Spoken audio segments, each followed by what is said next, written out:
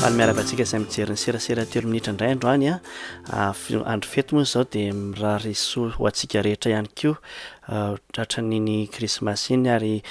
mbola mirary taom-baovao sambatra ho antsika tsirairay ihany koa fa dia mba ho taom-pifaliana sy taom-pahasambarana io taona fito amby folo sora arivo io miomakomana amin'ny réveillon marina amin'izao izay io teto Italia dia mba anisan'ny mahazo tombony hatrany satria isa-taona tokoa dia misy foana ny réveillon izay ataonay indrindrandrindra malagasy miaraka izany matetika izy io dia atao amin'ny ambasady ary divanay hatrany isa-taona hoe mba asiana foana ao amin'ny ambasady ho hitan'ny havany eo moa izay ambasadera tsy manao an'izany eo rehefa any aoriana any fa hatramin'izao aloha izany dia mbola nisy foana ihany tombony ho anay izany ary angambany betsaka tokoa ireo any amin'ny firenena amin'ny diaspora hafa izay mba maniratra an'izany fa izay aloha izany dia isaoranay hatrany izay tompona andraikitra izay mbola nanomeanay fahafahana manao an'izany na dia hoe tsy voatery zareo no mikarakara fa hafa ihany ilay hoe ao amin'ilay trano anankiray trano io be iombonana izay Madagasikara aty ivelany aty ny fieritreretana anazy no manao an'ilay izy izay momba an'iny fa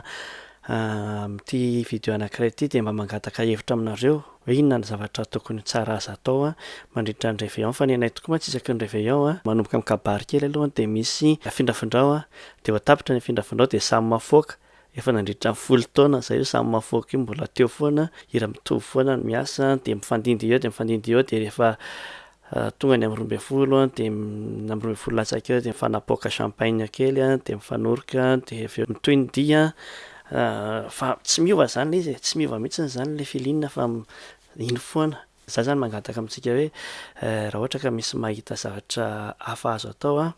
mahafinaritra iarahan'ny olona izay samy hafa fiaviana samy hafa mifangaro be dia mba lazao eto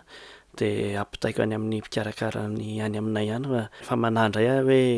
afindrafindrao dia samy mafoaka ny ao rehefa avy eo zavatra kilalao na hira na fampanana fety ohatran'izany zavatra tiako marina dia hoe izahay dia olona samy hafa firian-kevitra samy hafa fiaviana ao Madagasikara avy any avaratra avy any atsimo avy any andrefana avy any atsinanana na avy ampovoantany ary ihany koa samy hafa taona misy hatramin'ny ankizy kely raha misy hatramin'ny olon-dehibe dia samy hafa ihany koa ny ao amin'ny andraikitra isan-karazana izay andraiketana satria misy hatramina mopera masera ary olon-tsotra izay rehetrarehetra izany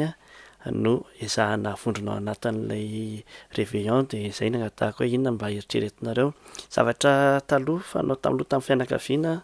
ren'ilay hoe mandihy dia avy eo dia miodikodina dia avy eo dia misy seza 10 ohatra nefa ny mpandihy 1 dia tsy maintsy misy anankiray tsy mahazo foana izany dia farany misy anankiray mahazo sazy na ohatran'izany na koa ilay hoe